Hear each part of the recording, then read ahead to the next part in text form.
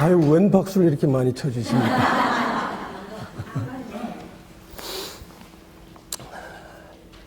여러분, 아마 상당히 궁금하게 생각하실 것 같은데, 무슨 판사라는 사람이 나와서 법을 이야기한다고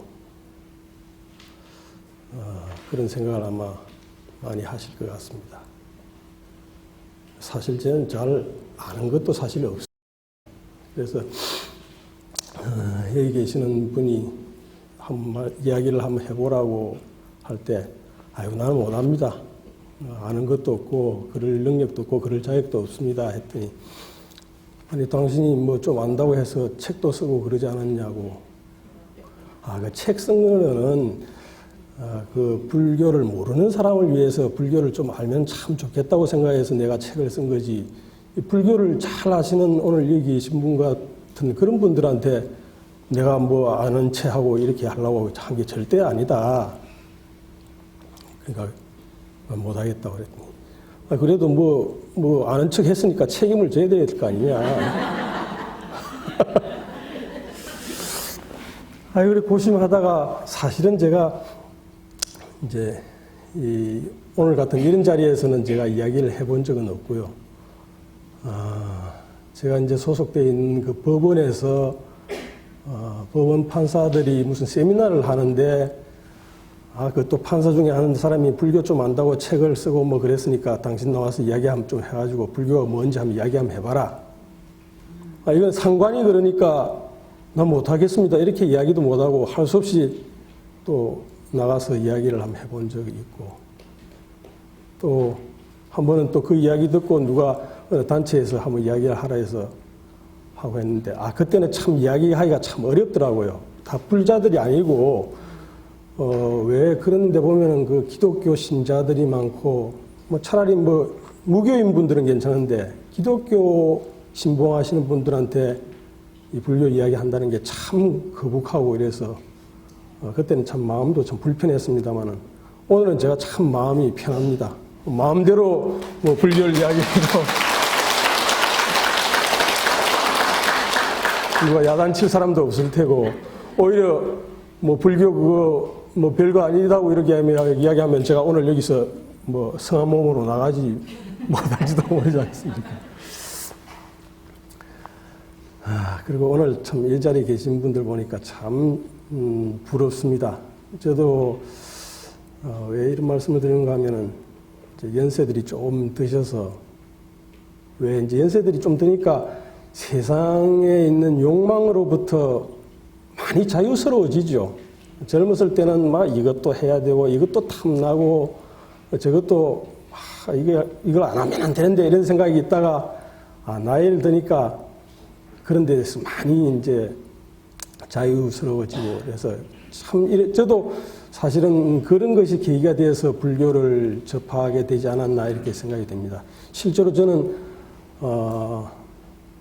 고시 공부할 때 절에 가서 공부들 많이 합니다. 저는 이제 절도 뭐 여러 군데 다니기도 했는데, 기억 남는 거는 그 남양주 금곡에 있는 견성암이라고 있었습니다. 아마 아시는 분 계실 것 같은데, 여기 갔으면 지금은 뭐 입적하셨습니다만 한길로 스님이라고 계셨는데,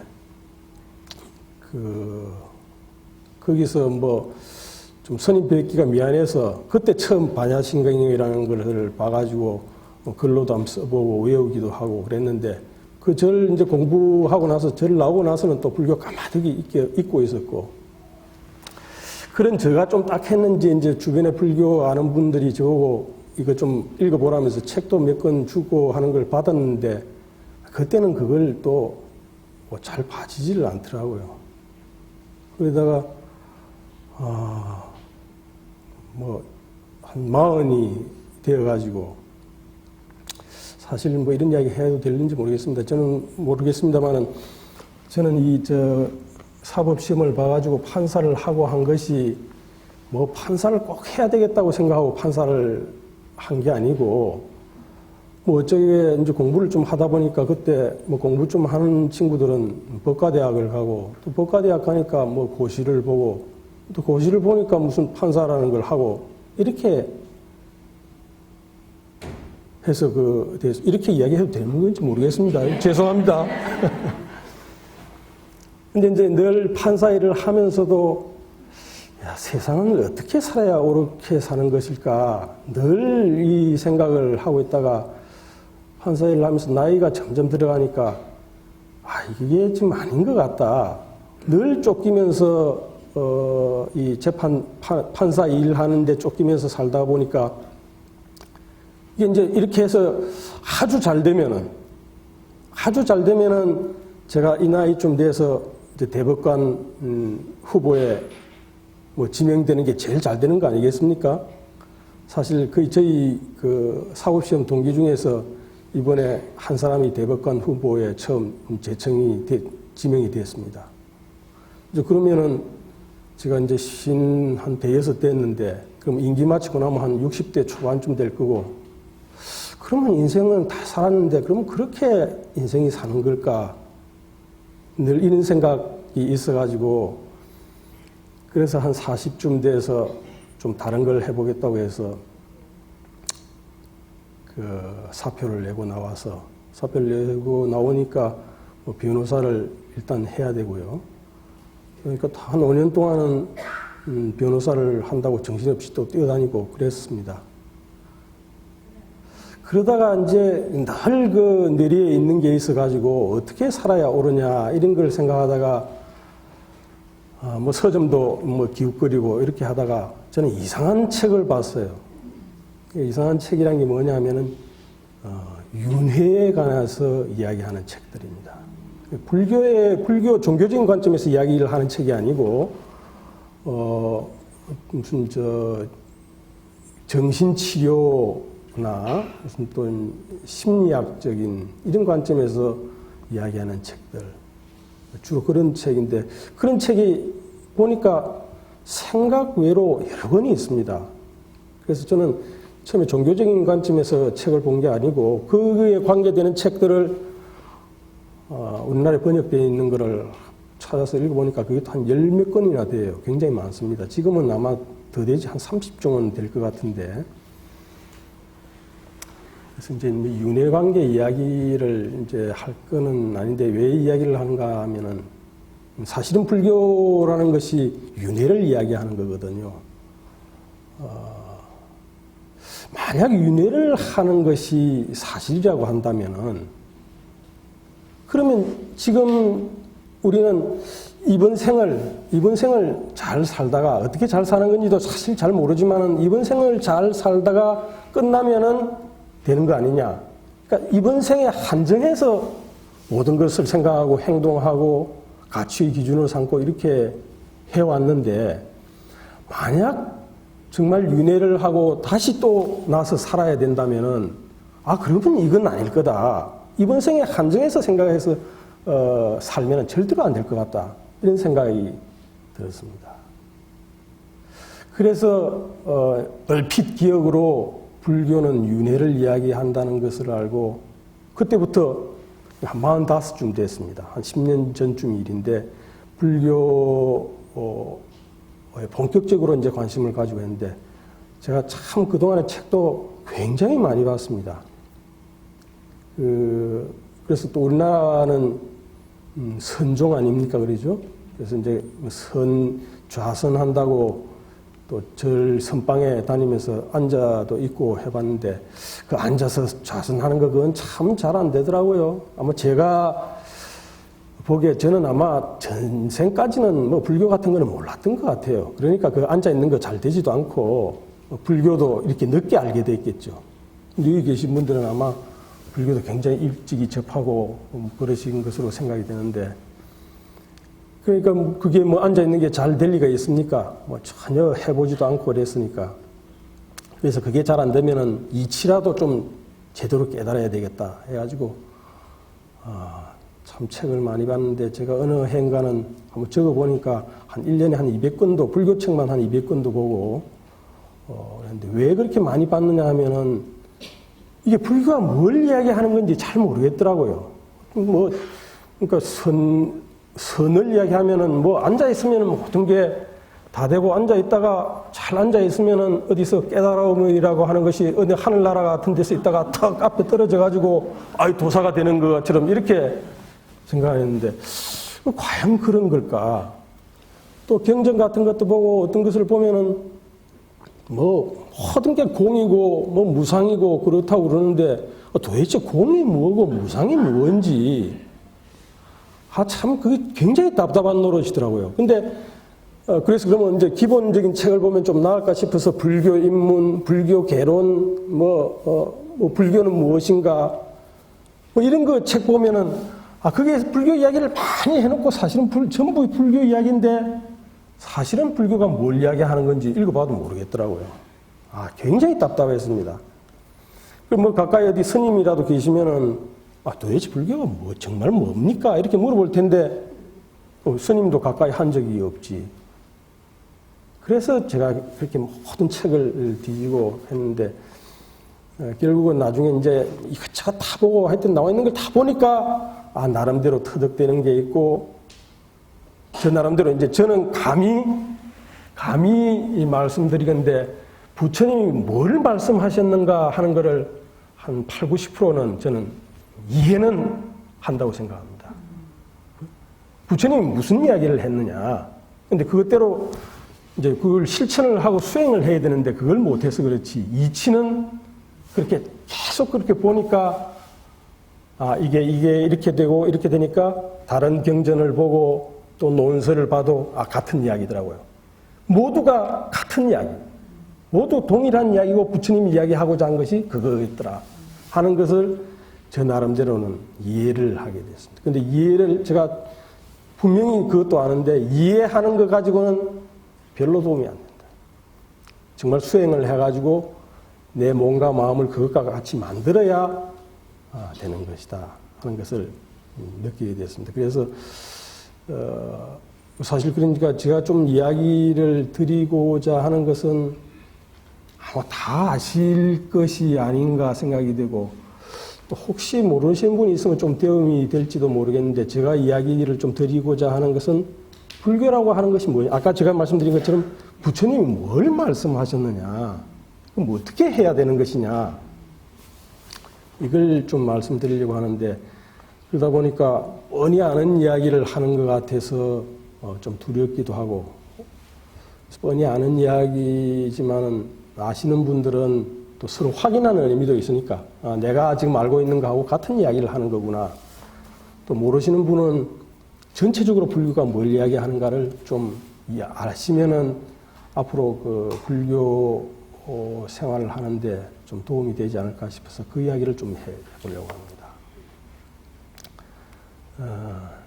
아까 처음에도 제가 말씀드렸지만 불교는 윤회를 이야기합니다. 그런데 사실 스님들이 뭐 말씀하시고 할 때는 윤회를 전제로 말씀을 하시기는 하시면서도 윤회를 본격적으로 이야기하시지는 않은 것 같아요. 저는 스님들 법문은 많이 들을 기회는 없어서도 불교 방송에서 무슨 법문하면 그런 것을 좀 보긴 하는데 그걸 바로 이야기는 하지 않으시던데 제가 이제 전에 한 2번 이런 기회가 있었다고 하지 않습니까? 그래서 제가 문제를 한번 내봤어요. 불교가 근본적으로 이야기하고자 하는 것이 무엇인지에 관해서 다음의 보기 4가지 중에서 가장 거리가 먼 것은 어떤 것이겠는가 이렇게 이제 문제를 내서 어떻게 답을 하는지 한번 봤습니다. 그래서 제가 보기를 낸 게 첫째는 불교는 선한 삶을 이야기하는 것이다. 둘째는 불교는 윤회를 이야기를 한다. 셋째는 불교는 깨달음을 이야기한다. 넷째는 불교는 연기를 이야기한다. 이렇게 4가지 항목의 문제를 내봤더니 다들 대답하는 비율이 사실 비슷비슷하고 사실은 거기에서 불교하고 거리가 먼 게 있겠습니까? 다 불교가 이야기하는 건데. 근데 사실 제가 그런 물음을 던진 뜻은 불교는 윤회와 깨달음과 연기를 이야기한다는 것을 말씀드리고 싶은 겁니다. 선한 삶이라고 하는 것은 물론 선한 삶이 없으면은 나머지 모든 것을 이룰 수가 없습니다. 그렇지만 부처님이 원래 말씀하신 기본 뜻은 우리가 윤회를 하고 있고 윤회를 벗어나려면은 깨달아야 하고 깨닫고 윤회를 하는 것의 원인이 무엇이고 바탕이 되는 것이 뭐냐? 윤회를 하는 근본적인 원인은 연기라고 하는 원리를 모르고 있다는 거죠. 이게 사실 좀 중요한 이야기인데요. 윤회를 왜 하는가 하면은 물론 뭐 탐욕이 있고 우리가 집착을 하기 때문에 윤회를 하지만 근본적인 원리는 이치를 몰라서 인식을 잘못하고 있다. 우리가 어떤 사물을 보는 데에서 우리 인식을 잘못하고 있기 때문에 그것이 바탕이 돼서 윤회를 하고 깨닫는다고 하는 게 뭐냐 하면은 인식을 정확하게 하는 거. 모든 것을 제대로 보고 바로 보면은 탐욕이 생길 수가 없고 집착을 할 수가 없다는 이야기죠. 그래서 윤회하는 원인은 연기하는 이치를 모르기 때문에 윤회를 하는 것이고 깨닫는다고 하는 것이 뭘 깨닫느냐 하면은 연기하는 이치를 깨달아서 사물을 있는 그대로 인식을 하고 볼 수 있게 되는 것이 그것이 깨달음이다. 깨달음이라고 하는 게 무슨 이제 자선을 하고 이렇게 탁 앉아 있으면은 어디 하늘나라에 와서 깨달음이 탁 나타나가지고 내가 돌을 터지는 게 아니라 연기한다는 이치를 알아가지고 사물을 있는 그대로 인식하게 되면은 그게 바로 깨달음입니다. 그래서 그 이제 제가 이제 불교를 이야기하고자 하는 요체가 그겁니다. 그래서 그걸 약간만 좀 풀어가지고 말씀을 좀 드려보겠습니다. 너무 엄숙한 거 아닌가 모르겠습니다.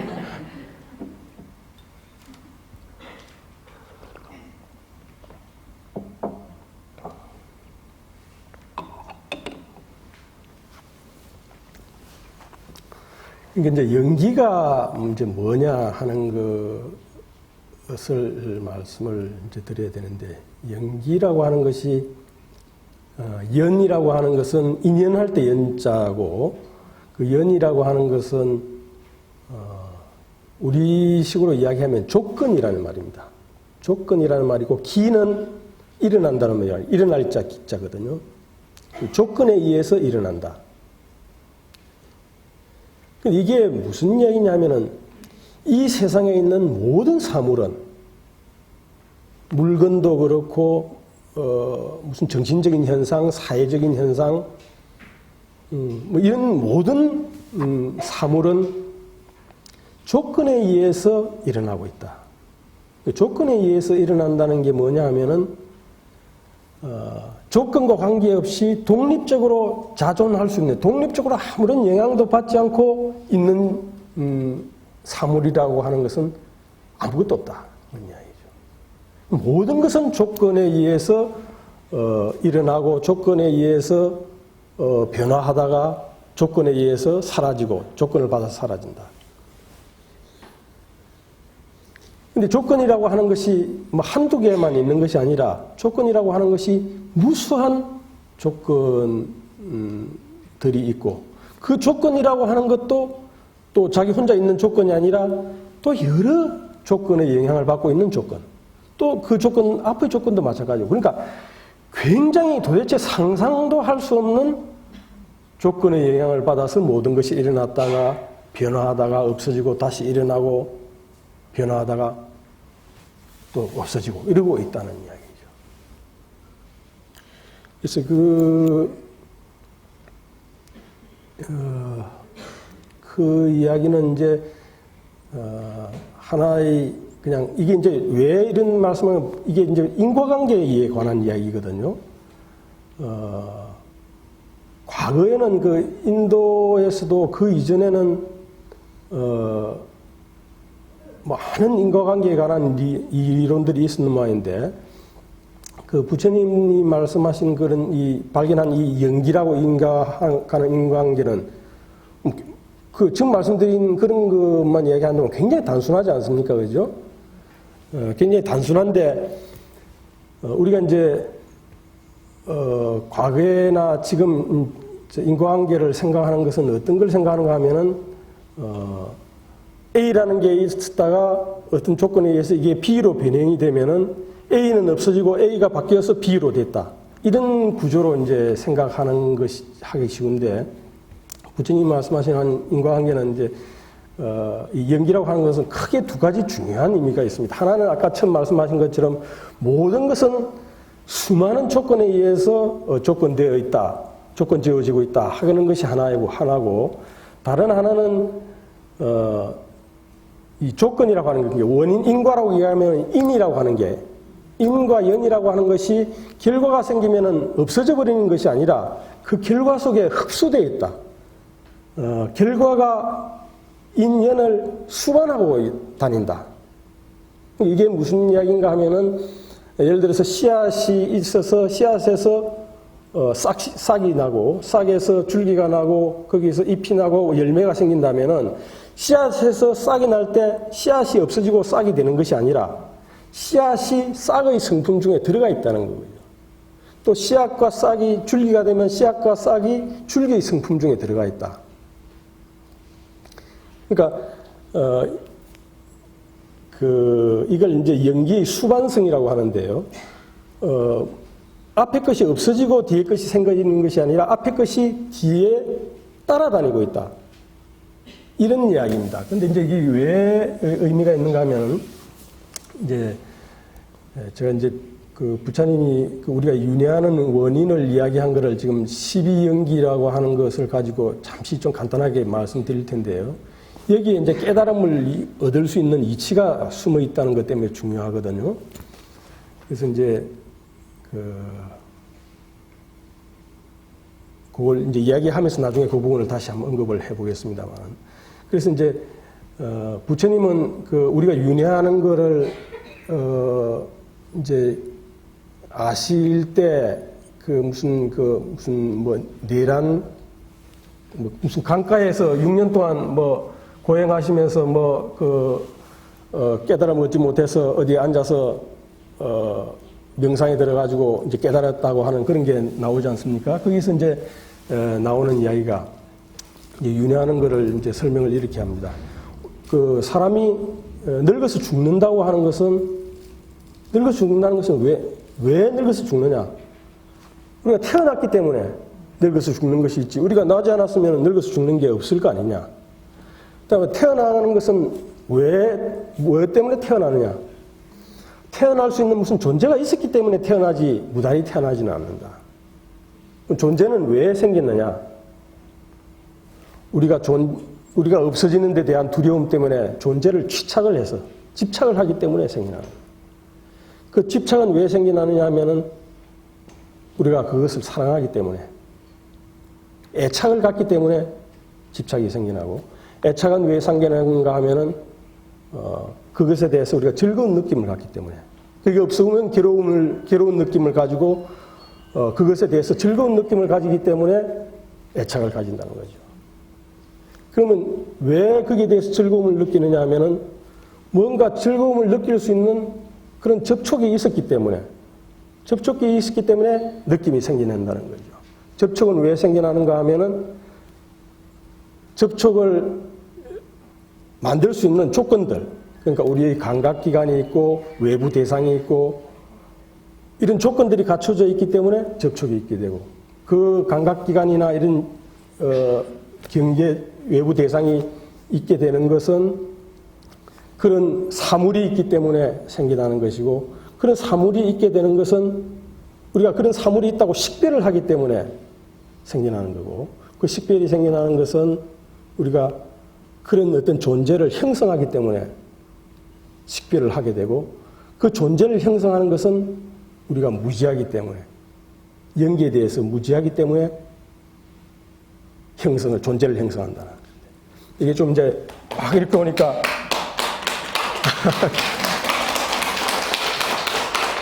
이렇게 연속해서 오니까 저게 도대체 무슨 이야기인가, 이제 이렇게 아시는 분은 다 아시겠지만 모르시는 분은 이제 무슨 이야기인가 이렇게 생각하실 것인데, 이제 처음에 다시 이제 거꾸로 이야기를 하면은 우리가 무지하기 때문에 영계의 이치에 대해서 무지하기 때문에 처음 시작하는 게 존재를 형성한다고 이야기를 했습니다.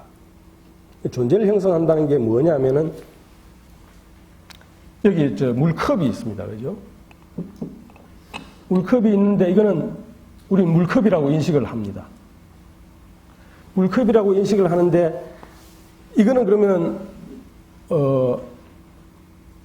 이제 아까 제가 존재를 형성한다고 하는데 이 존재라고 하는 것은 무엇을 이야기하는가 하면은 어떤 물건이 어떤 사물이 A라는 시점과 B라는 시점에 두 가지 서로 다른 시점에 서로 같을 때 우리가 이게 존재라고 이야기를 합니다.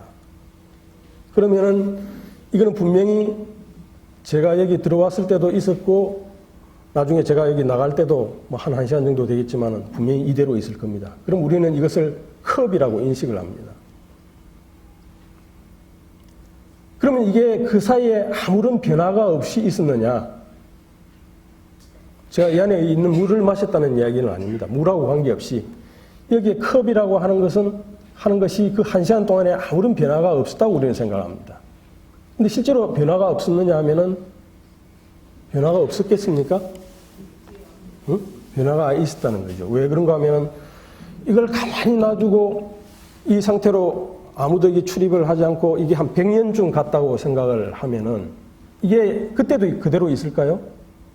그때는 이대로 있지 않을 겁니다. 분명히 어디가 좀 이가 하나 떨어져 나가거나 안 그러면 금이 가거나 이렇게 될 거라는 거죠. 그럼 100년 사이에 그런 일이 벌어진다면은 99년 동안은 아무런 변화가 없다가 마지막 1년 아니면 마지막 금 가는 그 순간만 변화가 있고 그 이전에는 전혀 변화가 없다가 마지막 금 가는 순간에만 또는 뭐가 하나 떨어지는 그 순간에만 변화가 있었겠느냐. 그럴 수가 없다는 거죠. 계속 지금 변화하고 있는데 우리가 이걸 보지를 못하고 있기 때문에 이 변화를 우리가 볼 수가 없기 때문에 우리는 이게 동일한 존재라고 인식을 한다는 거죠. 1시간 전에 있었던 거나 나갈 때 인식하고 있었던 거나. 근데 깨달으면 이게 변화하는 게 보인답니다. 근데 깨달아도 잘 변화하는 게 보일 것 같지는 않은데 이게 그 깨달음이라고 하는 데 관해서 사실 깨달음이 뭔지에 관해서 이야기해 놓은 거는 자료가 잘 없는데 그걸 명확하게 이야기해 놓은 게 달라이라마라고 하는 분이 티베트 불교에서는 이걸 정확하게 이야기를 했더니 깨닫는다는 것이 무엇을 깨닫느냐. 이게 고정된 상이 없다는 거. 이게 공이라고 하는 거. 공이라고 하는 것이 비었다는 이야기가 아닙니다. 공이라고 하는 것은 비고 없다는 것이 아니라 뭔가 있다는 이야기입니다. 이것도 좀 이야기하자면 한참 길지만은 공이라고 하는 것은 이게 있지만은 이게 공이라고 하는 건데 공이라고 하는 게 뭐냐면은 이게 부단히 변화하고 있고 계속 같은 상태가 아니다. 부단히 변화하고 있다는 것은 주위의 조건에 영향받지 않고 혼자 서 있을 수 있는 성품이 없다. 그러니까 실체가 없다. 실체가 없다는 것을 공이라고 이야기하는 것이지 이게 비었기 때문에 이게 어떻게 비었습니까? 이게 있지. 그러니까 뭔가 있는 것을 전제로 해서 공이 있는 것이지 아무것도 없으면 공이라고 하는 건 없습니다. 아무것도 없다면 그건 공도 아니고 아무것도 아닙니다. 뭐가 있기 때문에 이게 공이라고 하는 것이지 없으면 아무것도 아니라는 이야기죠. 부처님이 이야기하는 게 그런 뜻이거든요. 근데 이제 그 공이라고 하는 거, 무상이라고 하는 거. 그러니까 이것이 어떤 상태에 있고 어떻게 변화하고 있는지를 바로 인식하는 거. 그것이 깨달음이라고 하는 겁니다. 깨달으면은 이게 보인다고 하는데 사실 저는 못 깨달아봐서 이치만 이렇게 이제 이해를 했는데 이게 깨달으면 정말 그렇게 변화하는 게 보일지는 모르겠습니다만. 그래서 우리가 모든 것이 이렇게 변화하고 있는데도 변화하는 줄을 모르고 이걸 어떤 존재로 인식하기 때문에 존재로 인식한다는 그것을 형성한다고 행이라고 하는데요. 제 행은 무상이다 하는 건데 그 행이라고 하는 게 어떤 존재로 형성한다는 이야기거든요. 모든 형성된 것은 항상하지 않다. 아무리 형성해봤자 변화하고 있는 건데 그걸 존재로 형성하고 있는 것은 우리가 무지하기 때문에 무명 때문에 영계의 이치에 대해서 무지하기 때문에 그렇게 지금 보고 있는 것이다.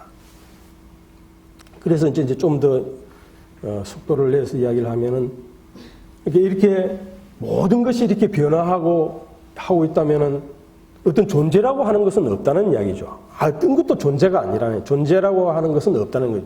모든 걸 쳐다보고 있으면은 다 변화하고 있다는 거예요. 그런데 우리가 무지하기 때문에 이걸 존재로 형성하고 존재로 형성하기 때문에 분별을 합니다. 분별을 해서 분별한다는 게 뭐냐면은 나누어서 본다는 거거든요. 분이라고 하는 게 나눈다는 것이고 별하고 하는 게 구별한다는 거 아닙니까? 모든 것을 구별해서 본다는 거죠. 이거는 컵, 이거는 시계, 이거는 마이크, 이거는 김윤수, 저 사람 누구 이렇게 모든 걸 구분해서 보는데 모든 것이 변화하고 있다면은 구분해서 볼 근거가 없다는 거죠. 그래서 존재로 형성하기 때문에 우리가 어떤 것이라고 식별을 한다. 분별한다는 것이 식별하는 것이 식이라고 하는 것이고 그렇게 식별을 하면은 이제 어떤 물질이라는 개념도 생겨나고 우리가 이렇게 식별하는 것도 있고 어떤 것을 느끼는 감정 이제 흔히 이제 철학에서 이야기하면은 감성 또 오성, 이성 이런 것을 우리의 정신작용을 그렇게 나눠서 구별해가지고 감성이 느끼는 거고 오성이라고 하는 것이 지각을 하고 인식을 하는 것이고 이성이라는 것이 이성적으로 판단해서 어떤 행동을 하고 하는 것이다. 이런 식으로 구분해서 물질적이고 정신적인 형상을 개념 지으면은 명색이라고 하는 것이 생겨나고 명색이라고 생겨나면은 그 다음에 이제 지각하는 인식기관도 생겨나고 외부 대상도 생겨나고 뭐 그런 식으로 이제 갑니다. 그 중간까지 자꾸 이야기하면 복잡해지니까 그렇게 가서 나중에 어떻게 되냐면은 느낌을 이제 그렇게 이제 우리가 사물을 쳐다보면은 예쁜 이성을 보면은 참 아름답다고 생각하고 좋은 감정을 느끼고 또 잘생긴 물건을 보면은 저거 갖고 싶다고 생각하고 그렇게 이제 느낌을 갖게 되는데 즐거운 느낌을 주는 것에 대해서는 거기에 대해서 탐욕을 일으키고 괴로운 느낌을 주거나 싫어하는 느낌을 주는 것에 대해서는 화를 내고 분노를 느끼고 뭐 이런 식으로 느낌을 갖는다는 거죠. 느낌을 가지고 그런 느낌이 생기면은 그걸 이제 사랑을 하게 되고 가래를 일으키고 나면은 거기에 대해서 취하고자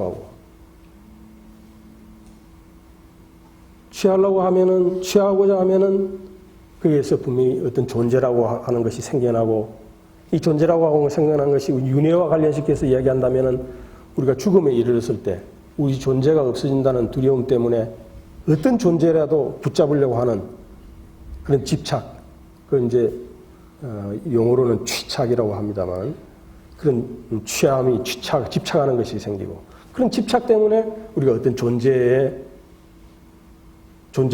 취해서 갖게 된다는 것. 존재를 취해서 갖게 된다는 것은 이거는 부처님이 그렇게 묘하게 설명을 해놓은 게 아니라서 제가 좀 자신은 없습니다만 논서 같은 데서나 또는 이집트 사자이서 무슨 파드마산마버 저 티베트 계통에서는 우리가 죽음에 이르렀을 때 미래의 부모가 관계를 하는 그 장면에 대해서 사랑함을 일으켜서 거기 가서 내 정신이 깃든다는 겁니다. 그래서 다시 생을 받게 된다는 건데 그래서 그런 존재를 갖게 되면은 결국 태어나게 되면 다시 늙고 죽는다.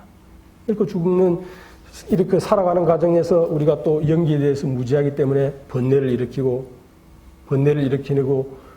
일으키면은 또 무지한 것 때문에 존재를 인식하고 존재를 형성하고 이런 과정을 거쳐서 계속 윤회를 한다는 이야기죠.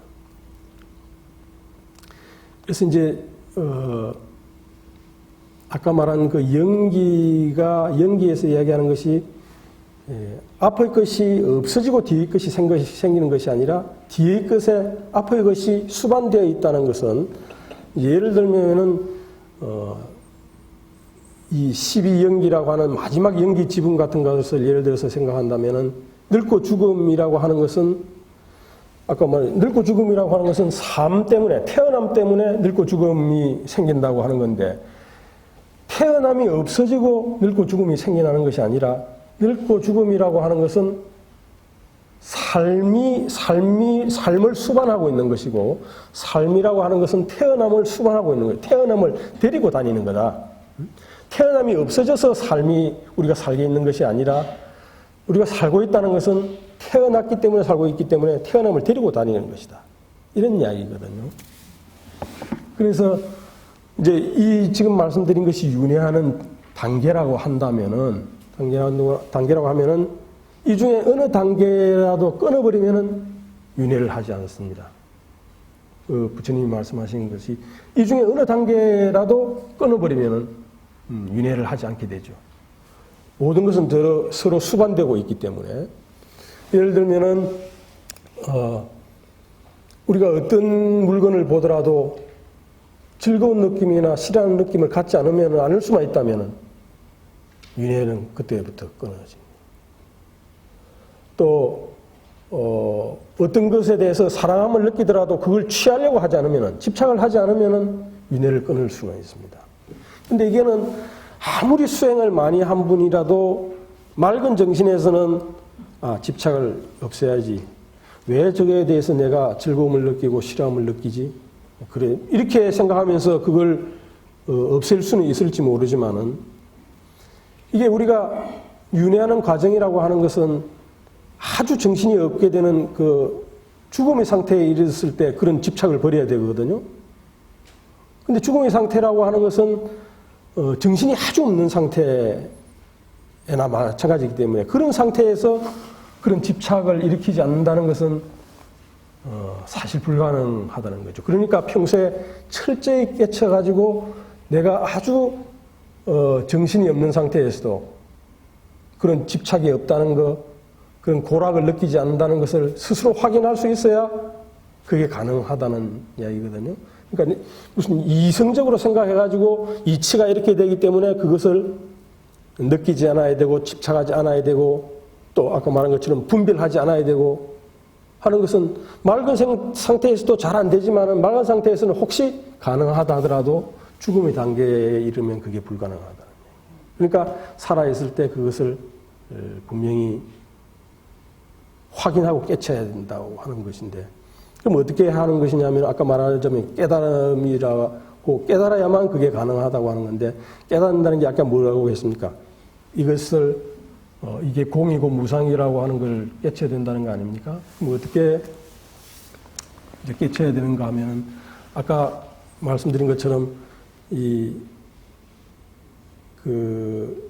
중간에서도 끊을 수 있지만 기본적인 뿌리를 끊으면은 모든 게 이제 끊을 수가 있겠고 사라지겠죠. 그래서 이제 깨달음이라고 하는 것이 영기의 이치를 아주 정신이 없는 상태에서라도 확연히 볼 수 있도록 이렇게 깨친다는 이야기인데, 그걸 하기 위해서 이제 우리가 깨닫기 위해서 우리가 좌선 같은 걸 하지 않습니까? 그래서 남방불교 같은 데에서는 뭐 위파사나라고 하는 거, 이런 것을 많이 하는 것 같은데, 이게 기본 이치는 저는 같다고 보거든요. 그러니까 뭐 가나선이든 위파사나든 이 깨침에 이르는 방법으로서 우리가 수행을 하는 것인데, 기본적으로는 어떤 것이냐 하면은 우리가 이제 수행을 할 때 분별하는 것을 멈추는 것, 분별하는 것을 멈추는 것을 해야 되고, 그러면서도 사물이 어떻게 움직이는가를 보고 있어야 된다는 거거든요. 두 가지를 함께 해야 된다는 겁니다. 이제 불교 용어로는 지와 관이라고 그러지 않습니까? 사마타와 비파사나 이렇게 이야기를 하는데, 분별을 멈추는 것은 우리가 모든 것을 사물을 나눠서 보는 것을 중지를 해야 된다는 거죠. 중지를 해야 되는데, 위파사나 같은 경우에는 계속 우리가 분별하는 것을 관찰을 하면서 분별을 없애는 단계로 들어가고, 가나선 같은 경우에는 하나에 집중하면서, 그러니까 화두에 집중함으로써 그 분별하는 것을 중지를 하는, 지라고 하는 게 멈춘다는 뜻 아닙니까? 지를 한다는 것인데, 사실 분별만 멈춘다고 하면은 술을 아주 많이 먹어가지고 막 인사불성 상태가 되어버리면은 분별 안 하지 않습니까? 그죠? 그런 방법도 분별만 안 한다면은, 분별만 안 하는 것으로 된다면은 뭐 그런 방법도 있을 수가 있는데, 문제는 그거는 관을 그렇게 뭐 술이 취해가지고 정신이 없어지는 것은 분별은 안 하지만은 관찰을 못 하게 되기 때문에 아무 소용이 없다는 거죠. 그래서, 가나선이 추구하는 방식은 제가 보기에는, 그러면서도 가나선에서는 어떻게 하면 성철 스님 같은 분이 말씀하신 거 보면은 오매일여가 돼야 된다고 이렇게 말씀하시지 않습니까? 그러니까 아주 깊은 잠에 들어도 그것을 보고 있어야 된다는 것인데, 가나선은 좀 중점이 어디에 가 있는가 하면은 멈추는 쪽에, 그러니까 사마타 쪽에, 선정 쪽에 좀 많이 가 있고, 위파사나 같은 경우에는 관찰 쪽에 좀 그 비중이 많이 가 있는 방법인 것 같은데, 어떻거나 그 두 가지 방법이 추구하는 것은 마찬가지고, 분별을 멈추고 그러면서도 사물이 변화하는 것을 계속 보고 있어야 돼가지고, 아무리 분별을 안 하더라도 사물의 변화를 계속 보고 있어야 된다. 그것이 깨달음을 얻는 단계에서 나타난다고 그렇게 이야기를 하는 것 같습니다.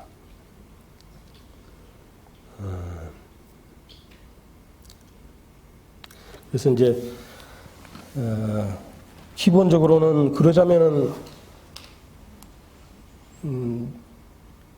그 이치로는 이렇게 설명을 할 수도 있고, 제가 좀 너무 산문하게 말씀드렸는지는 모르지만은 부처님이 말씀하신 요지는 이런 거거든요. 이런 것인데, 이게 이치로 아까 말씀드린 것처럼 이치로 아무리 알아봐야 크게 도움이 안 된다. 완전히 도움이 안 된다고 말씀드리기는 좀 어려울지 모르겠습니다.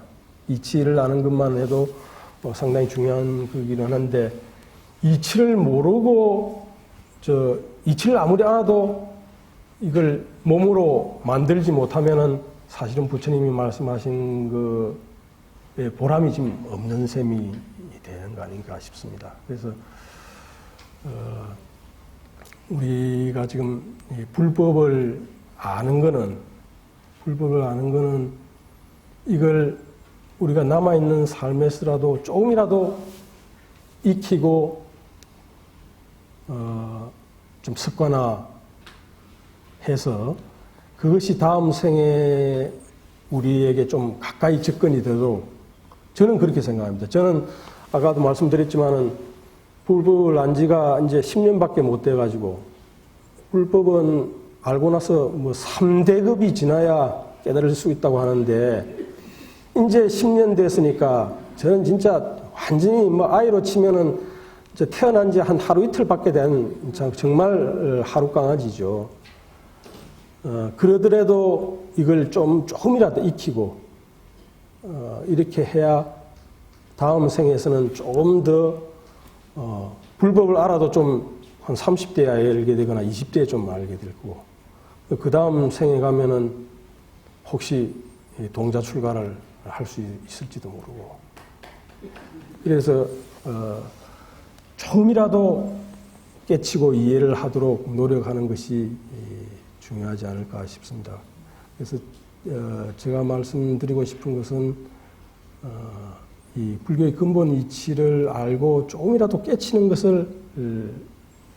데 다가가는 것이 필요하고, 그 다음에 이제 우리가 현실 생활에서 생각할 수 있는 것은 이 인과의 구조를 좁게 보면 안 된다. 그러니까 우리는 이 생에 한정해서 인과의 구조를 보는 그런 경우가 참 많이 있는데, 이것만 조금 인과의 구조를 넓게 보면은 우리 사회에 있는 많은 문제가 실제로 많이 해결이 될 수가 있습니다. 인과의 구조를 좀 넓게 보면은, 예를 들면 저는 이제 좀 답답하고 이런 게, 불교식으로 이야기하면 좀 이야기하기 쉬운데, 사형제도 같은 것도 어떤 좀 흉악한 죄를 지었다고 해서 아무런 기회 없이 사형을 시켜버리면은 그 사람은 아무런 이치도 알지 못한 채, 그리고 그 사람은 자기 나름대로는 억울합니다. 왜 그런가 하면은 제가 그런 사람들을 좀 유심히 보는데, 유심히 보는 건 어떤 걸 보느냐 하면은 그 사람이 과연 그럴 만한 품성을 갖고 태어난 사람이고 그럴 수밖에 없었는가, 이런 관점에서 좀 보면은요, 꼭 그렇지는 않아요. 물론 그 사람이 뭐 길손 가정에 태어나가지고 불우한 어린 시절을 보내고 뭐 이렇게 한 거는 많이 있지만은, 그렇다고 해서 그 사람 부모가 그렇게 흉악한 사람이거나 또는 뭐 아주 주변에 흉악한 사람들만 모여있거나 그런 것은 아니거든요. 그런데도 그 사람이 어느 시점인가 그렇게 흉악한 일을 벌일 수 있었다는 것은 틀림없이 전생에 무언가 있었다고 생각하지 않으면은, 그렇지 않으면은 그 사람은 얼마나 억울하겠습니까? 내가 이 세상에 나와서 좀 부모의 사랑을 좀 받지 못하고 좀 좋지 못한 환경에서 자랐지만은, 그렇다고 내가 이렇게 흉악한 사람이 될 그런 것은 없었단 말이죠. 근데 나는 왜 이렇게 엄청난 일을 저질러서 이렇게 사회의 지탄을 받고 모든 사람을 괴롭게 하는가? 또 어떤 사람은 도대체 무슨 복을 지었길래 아주 좋은 환경에서 나가지고 좋은 사람들을 만나가지고 좋은 그런 그릇이 되고 이렇게 되는가? 그게 전생을 이야기하지 않으면은 이 세상이 너무 불공평하지 않습니까?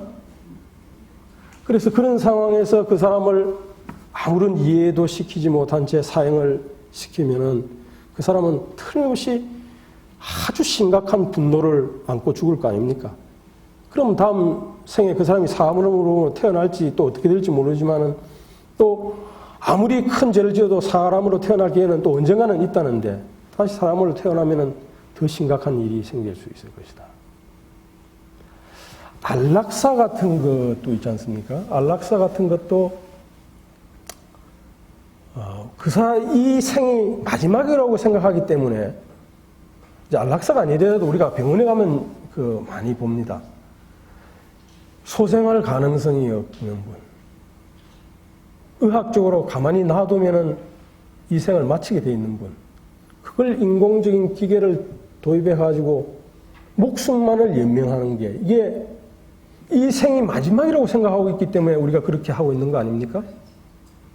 다음에 그분이 좋은 데 태어날 거라면은 그 낡은 몸을 계속 붙잡게 하고 있는 게 그분에 대해서 죄악을 짓는 거 아닌가요? 그런 것도 한번 생각을 해봐야 될 거 아닌가 싶습니다. 우리가 나이가 들어서 좋은 세상에 좋은 관광도 많이 다니고 뭐 좋은 음식 많이 찾아서 먹고 그래가지고 좋은 데 놀러 다니면서 잘 보내면은 세상을 잘 살았다고 생각하면서 그렇게 보내시는 분들이 여기에는 안 계시지만 밖에는 많이 있습니다. 밖에 계시는 그 많은 분들은 저는 보기에 참 답답해요. 그렇게 세상, 우리가 욕망의 끄달림을 덜 받을 때, 연세가 좀 되면 욕망을 우리가 그렇게 잡아당기지 않았는데, 그거를 그렇게 살지 않으면 잘못 사는 거라고 생각을 해가지고 지금 그러고 다니고 있는 거거든요. 근데, 어떻습니까? 인과의 구조를 넓게 보면은, 우리가 이렇게 긴 세상을 살아야 되는데, 지금 요만큼 좀 살고 있는데, 이걸 끝이라고 보면서 그렇게 살아간다는 것은 얼마나 이 좋은 기회를 낭비하는 겁니까? 그죠?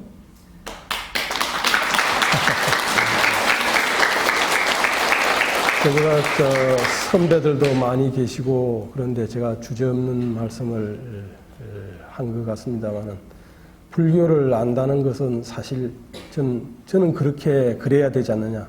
그러니까 수행을 해야 되고 인과의 구조를 넓게 보면서 살아야 되고 그냥 절에 다니면서 복 빌고 복 빌고 그러면 난 복이 얼마나 오는지 모르겠는데 그 복 많이 오면 좋은 건지 모르겠습니다. 우리가 그걸 한시바삐 조금이라도 깨달음에 조금이라도 더 다가가는 것이 불교를 아는 보람이 아니겠는가. 저는 그런 생각을 해서 말씀드렸습니다만 좀 주제넘은 이야기 한 것 같아서 죄송합니다. 감사합니다.